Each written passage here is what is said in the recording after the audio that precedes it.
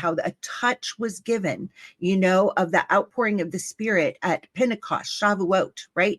But there is a fuller experience coming, because we're in a day like no other, and we're going to need a touch from our bridegroom like no other, and the gifts of being able to flow in his Spirit, in wisdom and truth, in spirit and truth. Okay, so let me advance on. All right, so these do line up with also the feast of Yah, which is absolutely amazing. And Dr. Monzo has lined these up with his cycles of life manifestation. Nietzsche's done some work on this in the emotional realm, and with the oils, and has done some presenting on this, and it's absolutely fabulous. So yeah, I just went ahead and put this here. I'll have this screen every single presentation I do, so that we can see over and over again where we're at. So today I'm talking about the Ruach Yahuah, the breath of life, which would line up with Pesach, or Passover, in Leviticus 23, 1 through 5. So that's what we're talking about today. So I had done a series called The Kings and Prophets, and unfortunately, I had a computer crash in the midst of all that, and I lost lots of my hard work of all the slides and everything that I did. So I'm in the process of trying to recreate some of that, so that I can make those PDFs available on the Buy Me a Cup of Coffee site.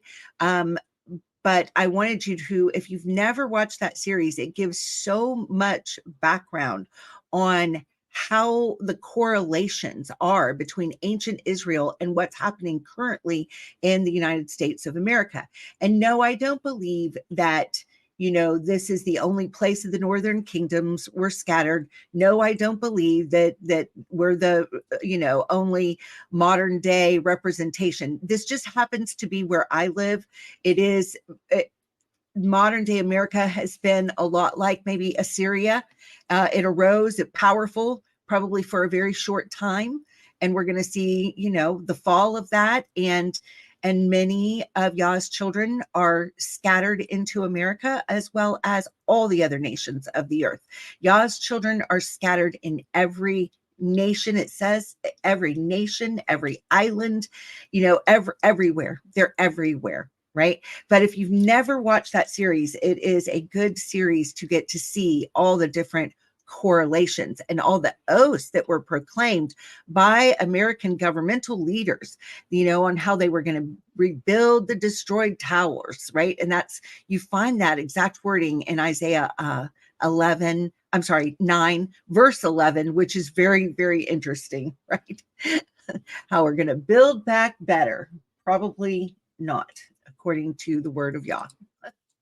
All right, so moving on from that, in Isaiah 10, this kind of gives the background. What leads into these gifts being poured out?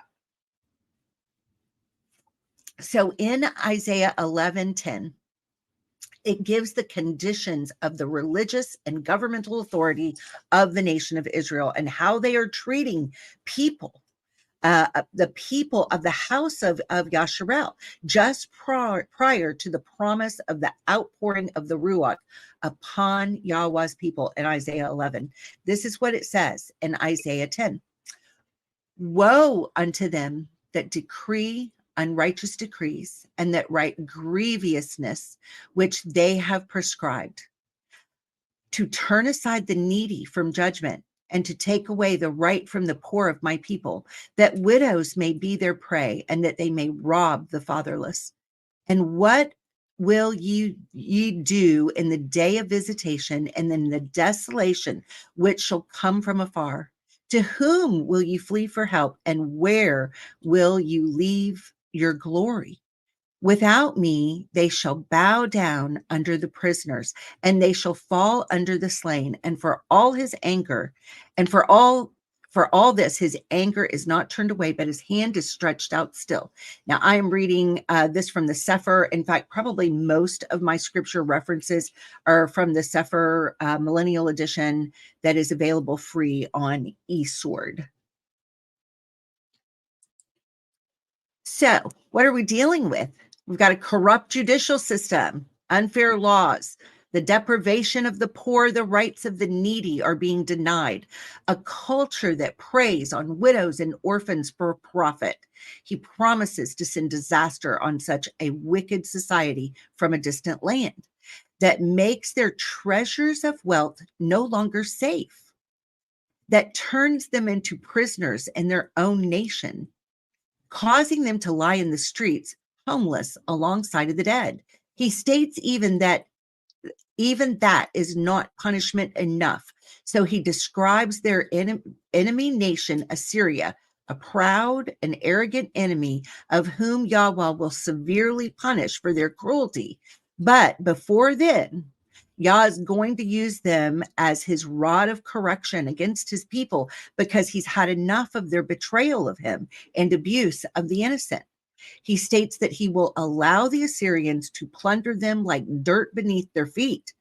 This pattern will repeat to gather Yah's children back out of the nations to which they've been scattered, as explained in the book of Hosea in chapters 1 and 2.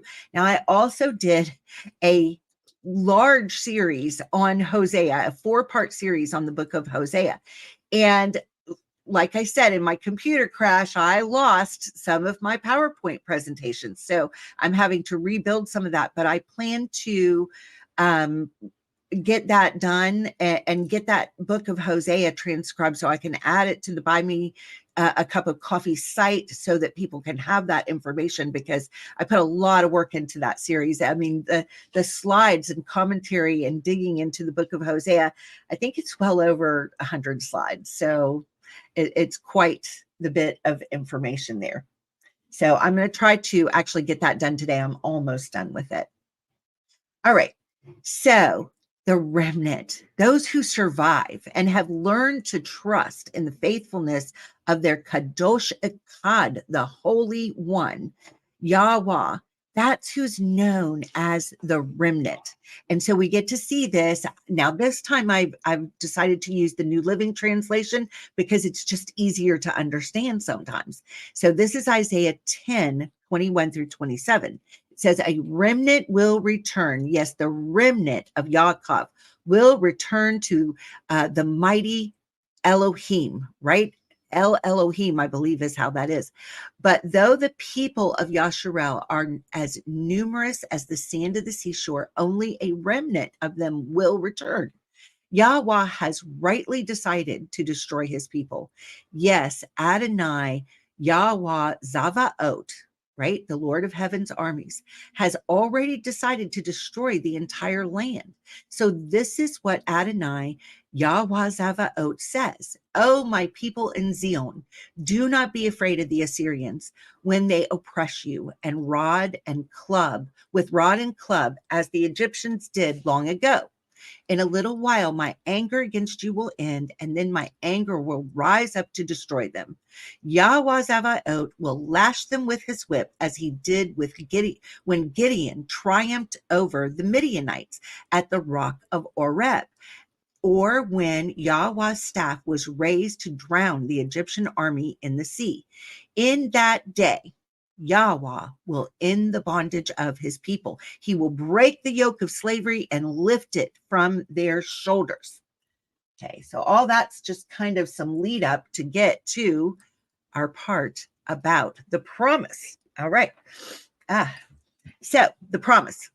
So all of this woe, this troubling time, this difficult time is promised by one of the most powerful, is followed by one of the most powerful promises ever given in all of Scripture. And it's found in Isaiah 11. All right. It's a promise of a 7-fold gift of power to the faithful remnant that is given by the bridegroom, who is described as a branch growing out of the rod from the stem of Jesse, father to King David of the tribe of Yehudah. Now, Yahusha knew this was the best gift for the promised bride, who is doing her best to keep her garment spotless as she waits for his return. So what is this spotless garment, right? We've got the spotless garment of the white linen robe of righteousness, right, over the bride. This is her wedding gown, okay? And this is not a male or female thing. Okay, because in heaven there is no male or female thing, right? It is we are different. We are going to be in very different bodies, in very different states of being. Okay, and so I know it's hard sometimes for the manly men to wrap their mind around this bride and that they are part of a bride, right? But this is the language we're given. Okay, so Yahusha knew this was the best gift for the promised bride who's doing her best to keep her garment spotless as she waits for his return. She's fishing for others with the net of his kingdom. His kingdom's like a net thrown into the seas, right? The world. All right. It's the net of his kingdom, promises of truth. Okay. She's in the world, but not of it. She is fishing for others with the net of his kingdom, promises of truth. That's what this net is. It's our word, our witness, our testimony that's being cast out into the nations for those who might have an ear to hear and an eye to see, to be brought in, right? I just released my PDF on my Buy Me a Cup of Coffee site on the 153 fish. If you've never seen that, it's well worth seeing. I also have a video of it. It was before I got very technical, so the sound quality is not great, and the picture quality is not as great, but it's there. All right, maybe I'll have to redo that one. Okay, so she's rejected by most. All right, that's the day that we live in, rejection, right? We're rejected by most, scorned by family, overlooked for promotions, pushed out of the workplace, falsely accused of hatred and bigotry, laughed at in the community, considered backwards, back alley, hillbilly, uneducated by society, and the sheep she's trying to help often turn and bite her. Oh, how this empowering gift to the bridegroom is needed. It is her ketubah. It is her promise of his care for and great love for her. Now, a ketubah is what is signed before the wedding. I like to explain, to me, the Hebraic wedding explains the feast really well, right? At Passover, the Passover season in the spring, and I've explained this before, but I'm going to do it again. In the Passover season, we've got, what would be like the courting period, right? Look who I am as your redeemer. Look how I shine. Look what I'm willing to do for you. I'm willing to lay down my life for you. This is the place of the place of sacrifice where the bride becomes enamored of the bridegroom, saying, yes, he is the only one for me. He catches her eye, right? Her eye is on him, and the courtship begins. And so that courtship process leads to the next feast right in the middle, Shavuot. Okay, so then in Shavuot, what we've got, while I'm explaining this, I'll do this. Okay, so oops, wrong way. So in, in Shavuot, the ketubah is presented, right? This is all the promises. This is everything that the bridegroom is going to do for her. And the only thing that is her job is stay pure, right? Get yourself, make sure your wedding dress is ready, right? Keep it spotless. That's what the job is of the bride. And then this is followed by the fall feast and the feast, the trumpets blown, the king arrives. It's time for the wedding feast, right? This is the time of the regathering, the festival of ingathering, right? It's a day of judgment on the world. Things are set right according to the bridegroom, right? And every knee will bow and every tongue will confess, because there's not going to be any denying who he is anymore. But this is a time of rejoicing for the bride, and much sorrow for those who rejected him throughout life, right? Okay, let me go back to this. All right. Next slide.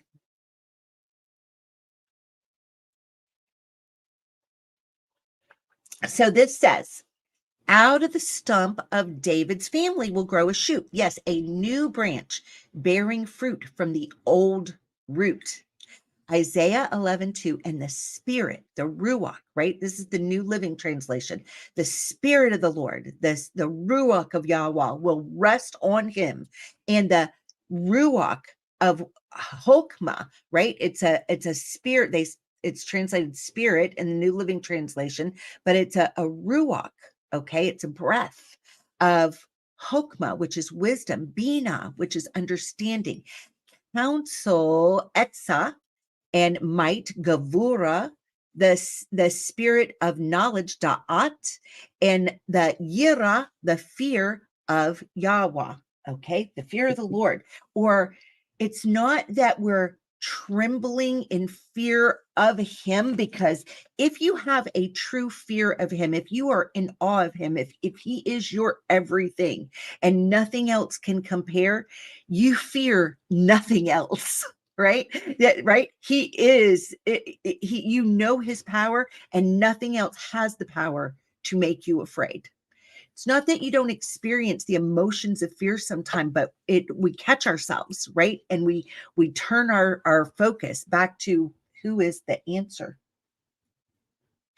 All right. Further down in the chapter of Isaiah 11 through 13, we are again given a time marker and a purpose for these gifts of the Ruach Adonai. It is a gift to the remnant of his people that have survived coming out of the nations and gathering in his set apart place back to the promised land, where the interlopers have been removed and the desert blooms again. This is a sign to the other nations that Yah has gathered the outcast of the house of Israel that were dispersed to the four corners of the earth. He's quite clear this is not the coming out of Egypt of Moses' day, but it is a second Exodus. It is a time that all 12 tribes have love and respect for one another, enabling them to banish the spirits of envy and strife out of their midst and work together with the Mashiach to overcome the enemy of Yahweh that exalted himself and incited rebellion in the heavenly realms. And here is the quote, Isaiah 11 through 16 out of the Sefer. And it shall come to pass in that day that Adonai shall set his hand again the second time to recover the remnant of his people, which shall be left from Ashur and from Mitzrayim and from Pathrak and from Cush and from Elam and from Shinar and from Hamath and from the islands of the sea. That's every port, right? That's every land. And he shall set up an ensign for the nation. This is a banner. It's a sign. It's an oat, right? A sign is an oat. Okay, that is an aleph and a tav with a vav in the middle, a nail right in the middle of the aleph tav. All right, who is the aleph tav, the beginning and the end, the alpha and the omega that was nailed for us? Okay. He sets up an ensign for the nations and shall assemble the outcast of Yasharel and gather together the dispersed of Yehuda from the four corners of the earth. Okay, so this ensign, this banner, that's what it's called, a banner. You know, I heard Christine share something. She thinks that this is going to be literally a person assigned to this. I don't know. You know, I think that's an interesting concept, but I'm also looking at this being a sign, you know, of Yahusha. Okay. So it says, the envy also of Ephraim shall depart, and the adversaries of Yehuda shall be cut off. Oh, well, thank you, Mary Allen. I really appreciate that. Mary Allen's on with me, and I'm going to show her comment here. Y'all's encouragement, really, it means so much to me. It really does. So thank you so much for sharing that with me. So the envy also of Ephraim shall depart, and the adversaries of Yehuda shall be cut off. Ephraim shall not envy Yehuda, and Yehuda shall not vex Ephraim. When you see, the controversy that has gone on and on and on between the southern kingdom, whose lead tribe was Yehuda, and the northern kingdom, whose lead tribe was Ephraim, you see this clash always, and people not being sure of their worth and their value, especially within the northern kingdom of Ephraim.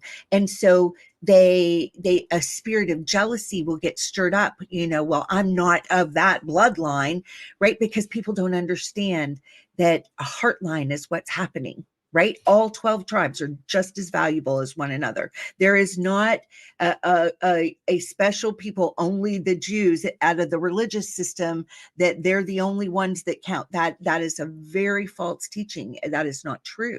We are the redeemed. There's a heart line for all 12 tribes, for all of Yah's people. Okay. Otherwise, we would have never been told that by Yahusha that the sons, he could command the rocks to become sons of Abraham, right? When you really put the front of the book and the back of the book all the way through, it starts making a lot of sense. And there's no reason for jealousy, because we are all just as important to the bridegroom.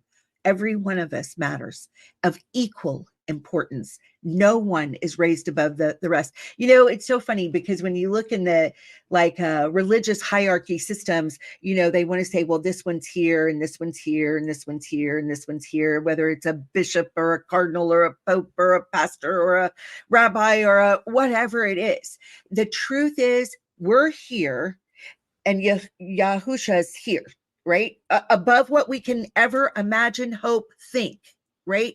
They're human measuring lines of worth and importance are useless, right?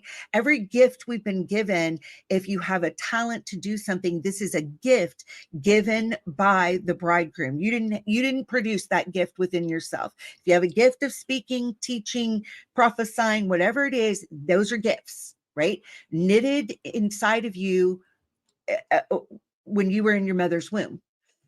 But your character is what you choose to do with those giftings. And that is shown in the fruit of your life. Do you have the fruit of love, right? Do you have the fruit of giving? Do you have the fruit of a charitable spirit? Do you have the fruit of being able to suffer long, right? Do you have the fruit of allowing Yah to take vengeance on your behalf rather than you taking it into your own hands when others mistreat you, right? These are the things that show character.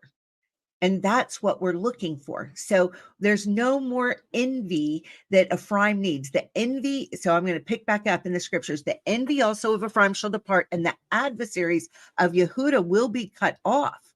Ephraim shall not envy Yehuda, and Yehuda shall not vex Ephraim. But they shall fly upon the shoulders of the Philistine toward the west. They shall spoil them of the east together. Right? They shall lay their hand upon Edom and Moab, and the children of Ammon shall obey them. And Yahuah shall utterly destroy the tongue of the Mitzrayim sea. With his mighty wind shall he shake his hand over the river, and shall smite it in the 7 streams, and make men go over dry shod. And there shall be a highway for the remnant of his people, which shall be left from his shore, like as it was to Yasharel in the day that he came up out of the land of Mitzrayim. As I'm reading this about the 7 streams, I do enjoy the Sefer because it has some of the, what I call the lost books of the Bible. And Dr. Pigeon refers to them as the lost books of the Bible. And I like that. Many things found in the Dead Sea Scrolls that were hidden away, I think, for our day and our admonition. And one of the things that I was reading yesterday and the day before was out of the book of Jubilees, and it was 529. And it is about the fact that there are 7 floodgates that opened in heaven when the flood came. Right? There were floods that came up from underneath, but there were 7 gates in the heavenlies. Now, things of Yah, things that destroy wicked, empower his people. Right? So as things are being poured out on the nations and things are getting really shaky in the world, it's not that it does rain on the righteous and the unrighteous, right? But yet I'm telling you, hold on to this in your faith, no matter what you see, no matter what happens, for the remnant, for this bride that is adoring her bridegroom. There is coming and empowering. I'm looking at these 7 gates in the heavenly realm as they open and the floods come of empowerment of his spirit. That's what I'm seeing in those 7 gates, right? And I'm sure that we're going to dig into that more. Maybe Tammy and I can talk about that a little more. I just think it's a really exciting time, that we can expect empowerment, right? I'm not going to sit around biting my fingernails wondering what's going to happen. I'm keeping my eyes on him and trusting him that he is going to empower me with everything I need to shine, to arise and shine. Just like it says in Isaiah 60, arise and shine, for your light has come and the glory of Yahuah has risen upon you. And though deep darkness covers the earth and a very deep darkness the people, you are going to rise up and shine with my light in you during this day. Now that's a paraphrase, right? Because I'm just going from my memory, but I've got that in my heart. I've stuffed that away in my heart because this is important to me. I believe this, right? This is where my hope comes from. And we always need to be able to give a reason for the hope that is within us, especially as things are crashing and out of control all around us, because people are going to want to know, why are you still hopeful? Don't you see what's going on? I do, but I see my bridegroom. I see him. He is the apple of my eye. He told me I'm the apple of his eye, but he's the apple of my eye. All right. So just breathe. When we're looking at this Ruach, right? The Ruach Yahuah, this is our breath. We're enamored of our bridegroom, right? This is where it comes. Look at the 1 out of 7 churches that it was told, it was for Ephesus. It's in Revelation 2, and it's what's spoken to the book in Ephesus, to the church of Ephesus. He's saying, listen, I've seen the trouble that's happened to you. I know the things that you're going through.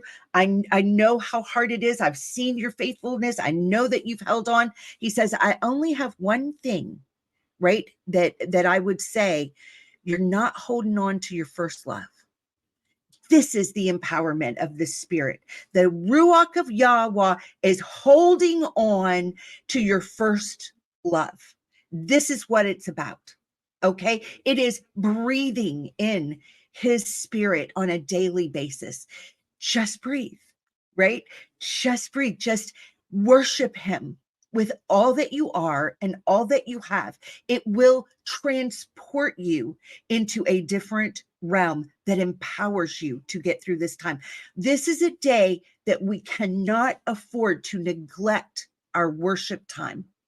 This is one of the things that Christine was talking about in what she released. And I didn't put a link, but I'll go back. It's in all my Telegram channels. If you haven't signed up for the Telegram channels, the link is in the description. Sign up, fellowship with us, because all the cool things that we all find all over, we're sharing. Neats is constantly sharing stuff.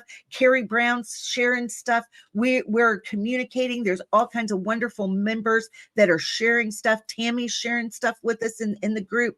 So look there, sign up, become part of the Telegram, and you will get fresh words of encouragement and things every single day throughout the day, right? People post songs, people post scriptures, people post other videos that they found helpful. There's all kinds of things that are happening on that Telegram channel.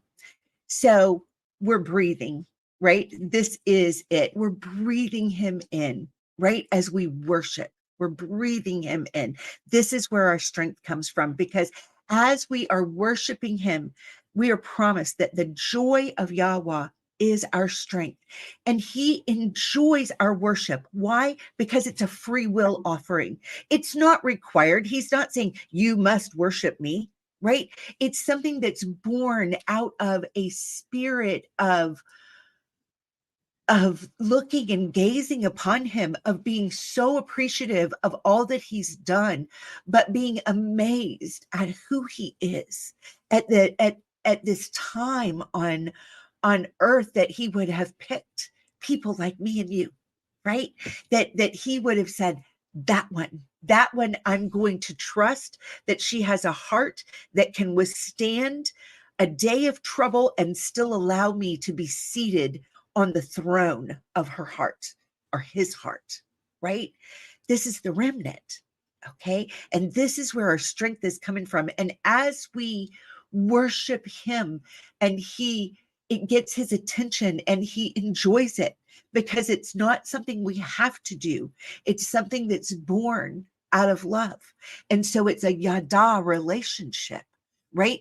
And this is where he shares his secrets, and he empowers us, and we have what we need to get through moment by moment. It is a glimpse of heaven, our hope. The only thing that makes sense of the suffering that goes on. It empowers us with kingdom purpose. It is the promise of eternal life with our King.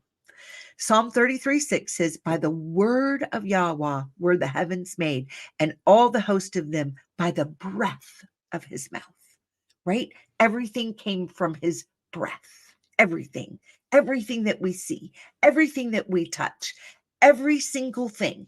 It's amazing when you think about it. Everything has a vibrating frequency. Everything, the desk, the computer, the microphone, the curtains. I mean, people, we all have this vibrating frequency. When we are in that state of worship, that vibrating frequency is putting out light. The alternative, I don't know, the woohoo community that doesn't understand who Yah is, right? And they think they've got all this figured out by this spirit and that spirit and this yoga and that, whatever, right? The witchcrafty stuff where that's perverted, right? They will take truths. They've got some truths, but they twist them. They don't understand the giver of truth, right? And so there are auras of light and empowerment, right? And it's him. It's the measure of him in people, and it flows out, and it changes the atmosphere. You can when I've been in a time of deep worship, and I'm filled, with fellowship with him, that light shines a little brighter, that frequency's a little higher, it resonates out, and it touches people, and it changes the atmosphere as we're out and about doing what we do. We're not even hardly aware of it, but it does, it makes a difference, and it's real. Okay, so the Ruach Yahuah. Matthew 5:14-16 says, ye are the light of the world. A city that is set on a hill cannot be hid. Neither do men light a candle and put it under a bushel, but on a menorah, and it gives light unto all that are in the house. Let your light so shine before men that they may see your good works and glorify your Father which is in heaven. So the book of Judges provides us with plenty of evidence that Yahuah has been speaking to those children of his that have ears to hear for all time through his Ruach, his spirit. This is not a new phenomenon for a New Testament church. It is a true phenomenon from a loving creator who shows all who want to hear from the very first letter of the scriptures, the bet. Look at it in the pictograph there. It's a picture, like a bird's eye picture of looking down into a house that takes you not just from the doorway, but into the inner chamber, yada, relationship. What happens in the center of the house, like the bedroom chamber of the house, it's private. it's intimate, right? People can come in the front room, but not, it's the husband and wife that go to the inner chamber, right? He desires to bring his people into that inner chamber of fellowship. And this is why he started the entire scriptures with the letter bet, berashit, in the beginning, right? Bet is a prefix in rashit, okay, which is beginning, in the beginning. John 14:1. Let not your heart be troubled. Ye believe in Elohim. Believe also in me. In my Father's house are many mansions. If it were not so, I would have told you. I go to prepare a place for you. And if I go and prepare a place for you, I will come again and receive you unto myself, that where I am, there ye may be also. And whither I go, ye know, and the way you know, right? The way, what is the way? It's the narrow path. It is the narrow path that this is what we're describing. This is why we get mocked, because we're on the narrow path, right? Now let's look at some examples out of Judges. Judges 3:1-8. This is out of the King James Version. It says, now these are the nations which Yahuah left to prove Israel by them, even as many of Israel as had not known all the wars of Canaan, only that the generations of the children of Israel might know, to teach them war, at the least, such as before knew nothing thereof, namely 5 lords of the Philistines, and all the Canaanites, and all the Sidonians, and all the Hivites that dwelt in Mount Lebanon, from Mount Baal Hermon unto the entering in of Hamath. Okay, so what are they dealing with? They're dealing with the Nephilim, the giants, right? The 5 lords of the Philistines, the Canaanites. We're dealing with Nephilim, giants, Rephaim, right? This is what's happening here, the descendants, right? So you're dealing with a very evil kingdom. All right. And they were to prove Israel by them, to know whether they would hearken unto the commandments of Yahuah, which he commanded their fathers by the hand of Moses. So they're in the land, but they're struggling with the enemies to Joshua had taken much of the land, but can they maintain, can they keep the land that was so diligently fought for in Joshua's day? Can they keep what was given to them? Do they have the wherewithal within them, the faithfulness within them to maintain what was already given, right? Or are they going to lose it due to lack of faithfulness, lack of commitment, right? And the children of Israel dwelt among the Canaanites, the Hittites, the Amorites, the Perizzites, the Hivites, and the Jebusites. And they took their daughters to be their wives, and gave their daughters to their sons, and they served their Elohims, their gods, little g, right? So no, they weren't being faithful to keep that. They got lax. They started interacting with the nations and wanting to be like them, instead of understanding that they were segula, right? Which is a treasured people, someone who is a different, set apart, right? That's, well, we don't want to be different. I mean, it's like the teenagers, right? I want to be like my friends. I want to be like everybody else. But that's not what Yah's called us to be. We are different in this world. So they forsook God, and they intermarried with those that they were not supposed to. And the children of Israel did evil in the sight of Yahuah, and forgot Yahuah, their Elohim, and they served the Baalim and the groves. The groves were where the altars and the Asherah poles that went up to Moloch, and all these different things. That's where all this was. This, that was the pagan worship system, where they sacrificed the babies and did all kinds of orgiastic type of worship before these gods and their altars, right? It always involves perversion and death and destruction and nastiness, right? Therefore, the anger of Yahuah was hot against Israel, and he sold them into the hand of the Hushan Rish Hathaim, the king of Mesopotamia. And the children of Israel served Hushan Rish Hathaim for 8 years. So then what happened? So the enemy loves to make Yah's children cry.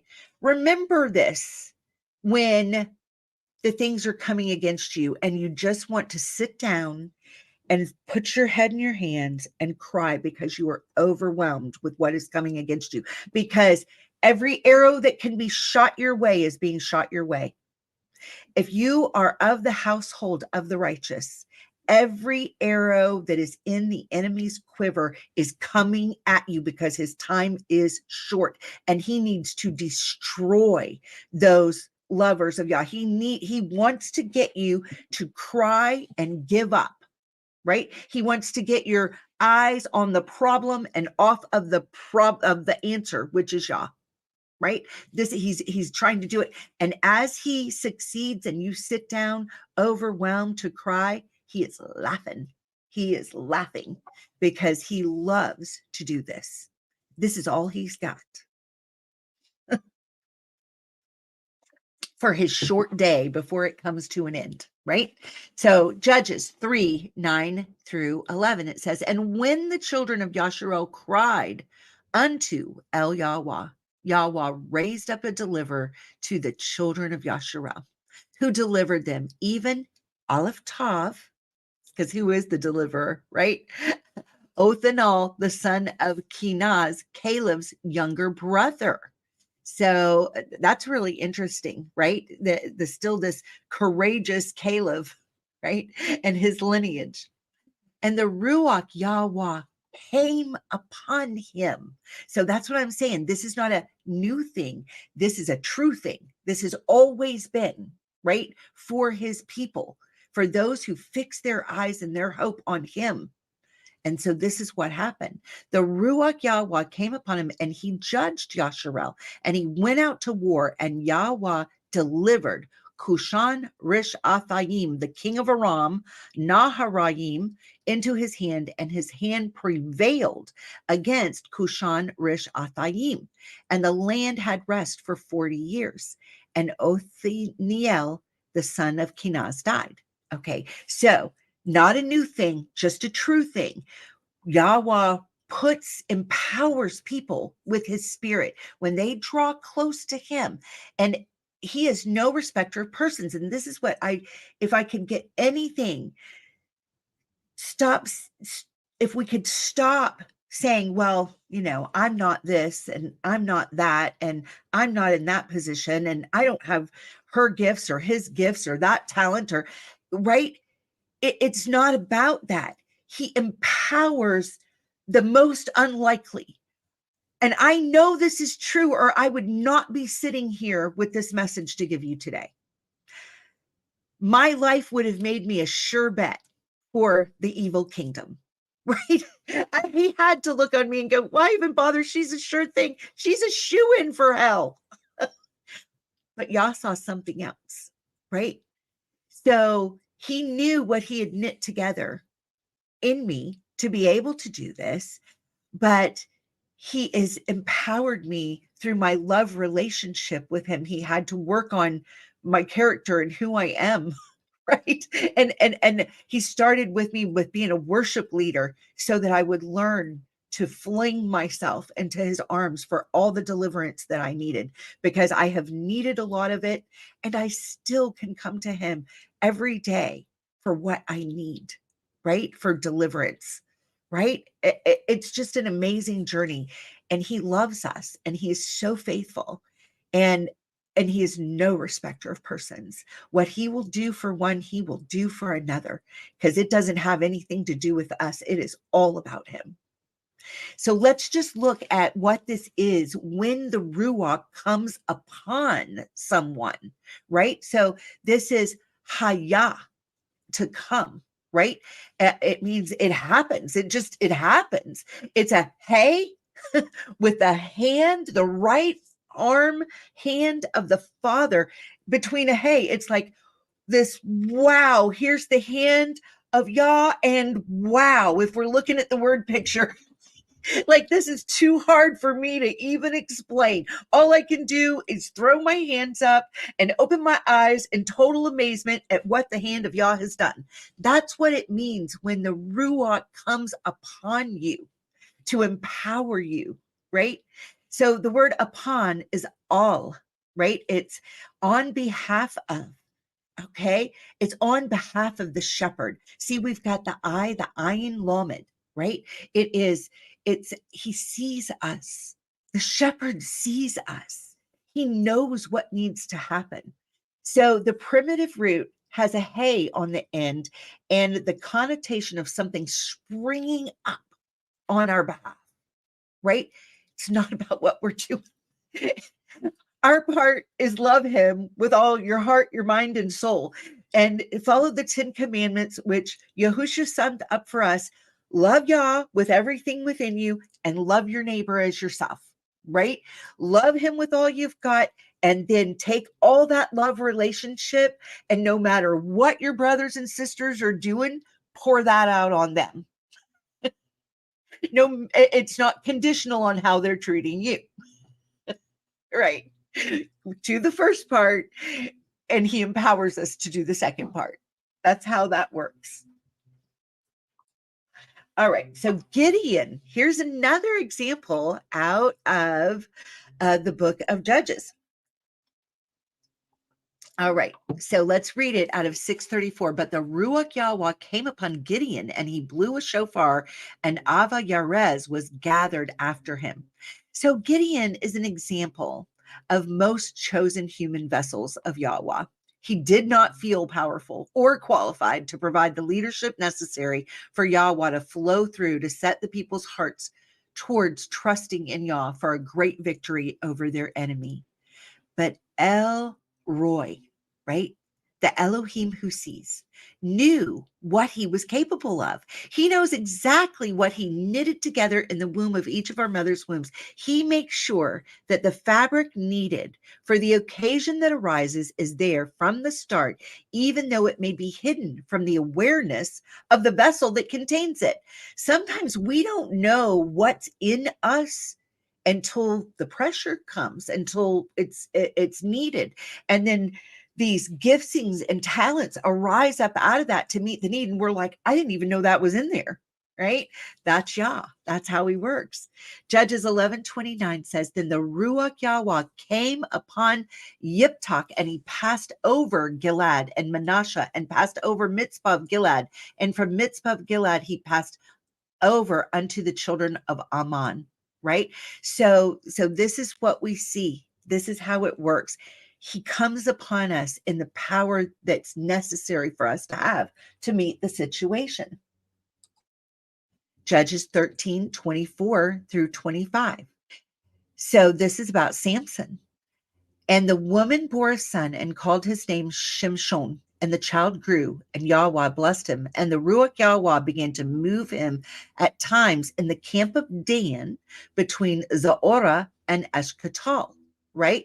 So Samson is a very worldly example of one of the ones who was raised up from in Judges. He was a member of the tribe of Dan.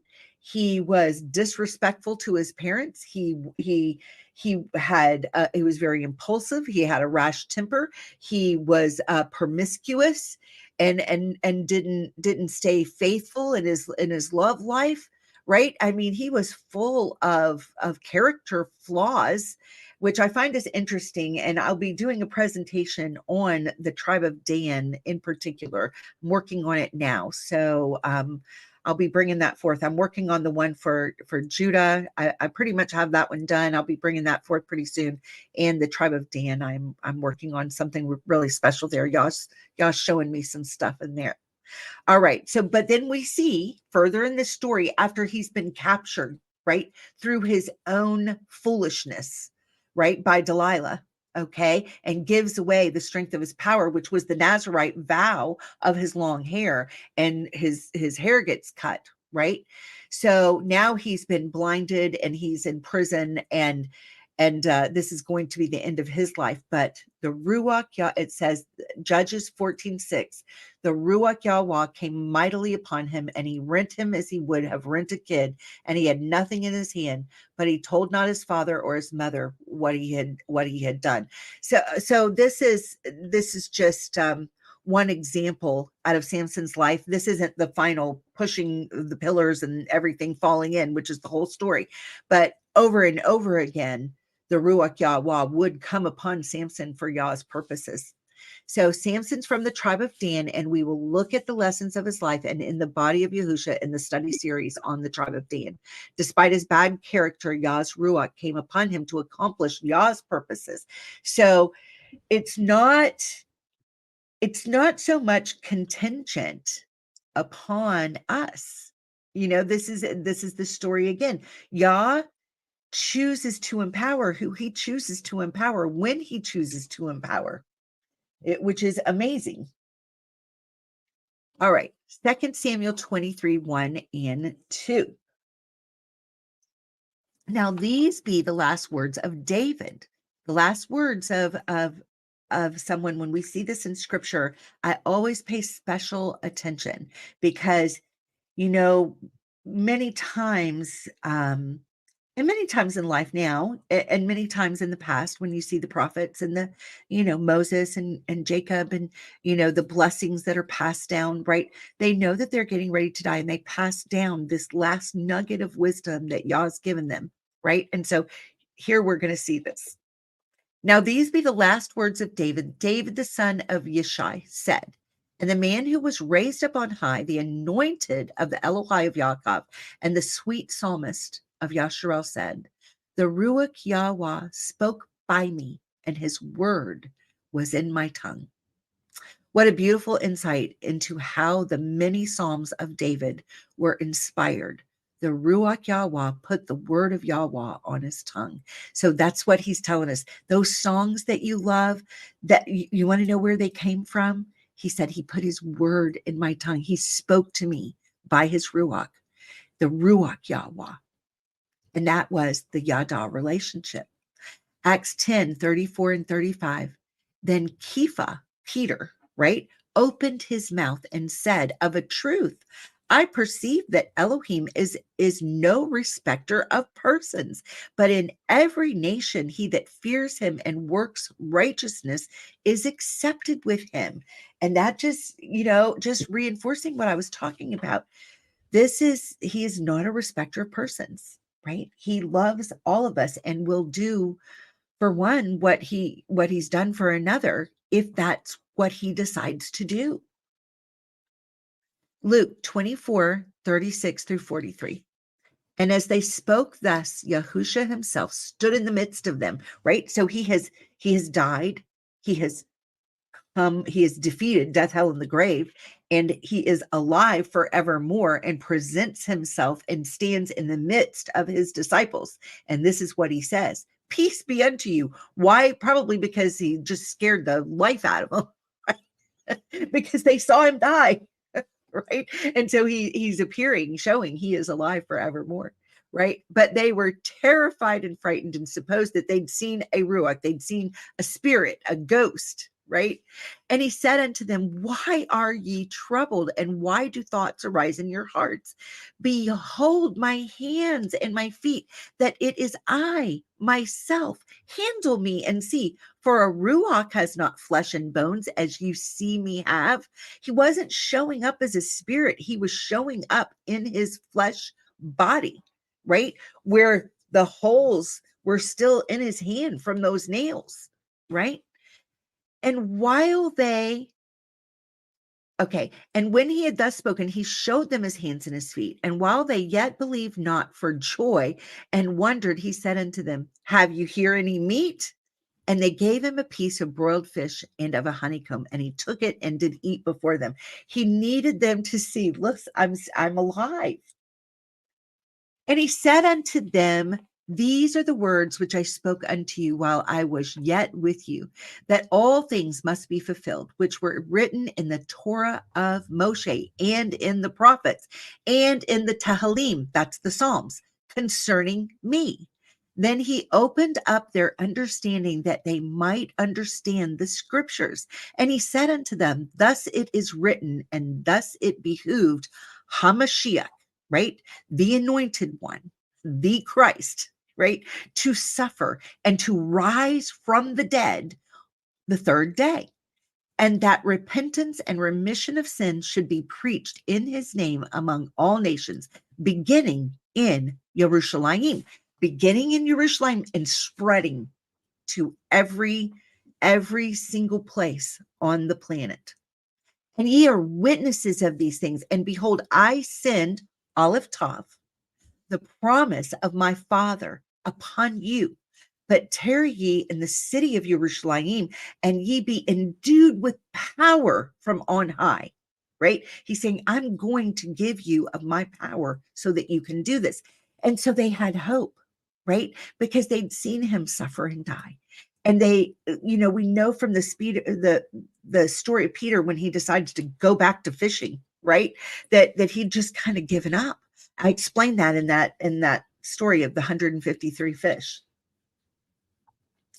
So he's telling us, gather yourselves together. This is what Yaakov said in Genesis 49:1.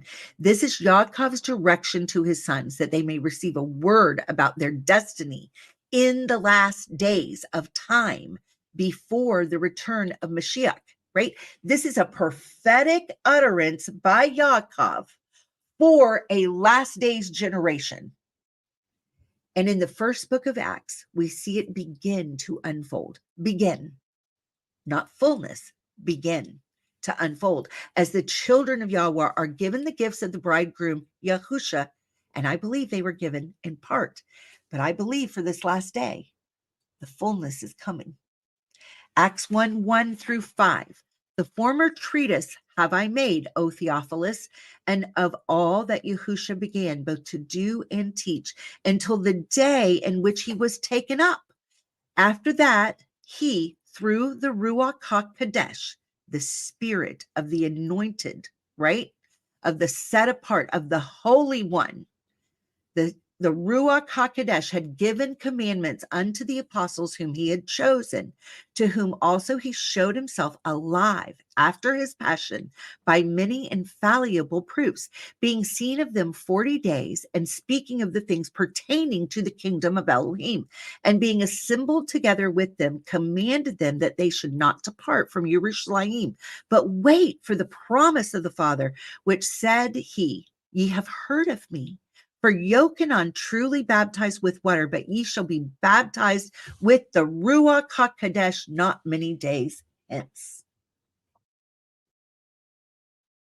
So the Ruach Amotz, right? Adoption, sonship, children of Yahuah, the B'nai Ha-Elohim. Romans 8:12-17 says, therefore, brethren, we are debtors not to the flesh, to live after the flesh. For if you live after the flesh, you shall die. But if you through the Ruach do mortify the deeds of the body, you shall live, right? We put this flesh underneath we make it submit to our spirit and let the spirit of Yah lead the way. For as many as are led by the Ruach Elohim, they are the sons of Elohim. This is why Satan hates us so much, and the fallen watchers hate so much, right? They're held in chains right now. They've been chained, but the enemy hates us so much because they were the B'nai Ha-Elohim that have lost their estate. That's what Jude is talking about. They lost their estate. And now he's saying that those who are led by the Ruach Elohim, us nothings, us puny humans, right? They are the sons of Elohim. We are given a place, right? It's not yet known what we shall be, but we know one thing: when we are with him, we shall be as he is, right? This flesh is gonna fade away, and we're going to be given a new state of being that is with him in eternity and called the sons of Elohim. Amazing. For you have not received the Ruach of bondage again to fear, but you've received the Ruach Amotz, the sonship, adoption, right? Whereby we cry, Abba, Abba, you're our Father. The Ruach itself bears witness with our Ruach that we are the children of Elohim. And if children, then heirs, heirs of Elohim, and joint heirs with Mashiach, if so be that we suffer with him, that we may be also glorified together. I love looking and thinking about the great picture. You know, Yahusha, out of his great love for us, took on humanity, took on flesh, suffered greatly, unimaginably, to pay the price for each and every one of us, that we could be reconciled to the Father, right? Took that on. As the bride, we do suffer to take on his nature, his character, right? It's the great exchange. It's what makes us Yada. This is the Ruach of Elohim, our Yada relationship. It's his breath that empowers us to do this. I love that picture. All right. So this psalm explains what Satan, Lucifer, the dark ones, Yah's enemy, the self-exalted one, right? Why he hates us puny humans, and his cohorts lost their position as a son of Elohim through pride and rebellion. Listen to this, Psalm 8, 1-9. To the chief musician upon the Gittith, a psalm of David, O Yahuah, our Adonai, how excellent is thy name in all the earth, who has set thy glory above the heavens. Out of the mouth of babes and sucklings hast thou ordained strength because of thine enemies, that thou mightest still the enemy and the avenger. When I consider thy heavens, the work of thy fingers, the moon and the stars, which thou hast ordained, what is man that thou art mindful of him, and the son of man that thou visiteth him? For thou hast made him a little lower than the angels, and hast crowned him with glory and honor. Thou madest him to have dominion over the works of thy hands, and thou hast put all things under his feet, all sheep and oxen, yea, and the beasts of the field, the fowl of the air, and the fish of the sea, and whatsoever passeth through the paths of the seas. O Yahweh, our Adonai, how excellent is thy name in all the earth. So, the words of our mouth is where our authority is exercised. And what comes out of the mouth? What's going on in the mind? What are you thinking about? James 3, 1-5. My brethren, be not many masters, knowing that we shall receive the greater condemnation. For in many things we offend all. If any man offend not in word, the same is a perfect man, and also able to bridle the whole body. He's saying, if you can get this thing and this thing flapping between your lips, if you can get it under control and submitted to Yah, you can manage the rest of your body. Right? Behold, we put bits in the horses' mouths that they may obey us, and we turn about their whole body. Behold also ships, which though they be so great and are driven of fierce winds, yet are they turned about with a very small helm, whithersoever the governor wills, the captain of the ship, wherever he's deciding, he's turning that wheel, right? Even so, the tongue is a little member and boast of great things. Behold, how great a matter a little fire kindles. You know, Robert and I used to own an auction house, and we did a auction for Dr. Maya Angelou when she died. And as I was going through many of her things and studying for this auction so that we could do the best job possible, I came across a statement of hers that really, really struck me. Not that she's somebody that I look up to, but you know, if a diamond's found somewhere, if a piece of gold is found somewhere, I'm not really worried so much about where it came from. I'm worried about, you know, what is the substance of it, right? So this statement really hit me and was very true. And one of the things that she said was, People may forget what you say, but they will never forget how you made them feel.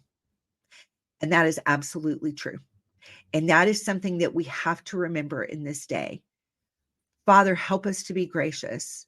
Help us to be kind. Help us to be long-suffering.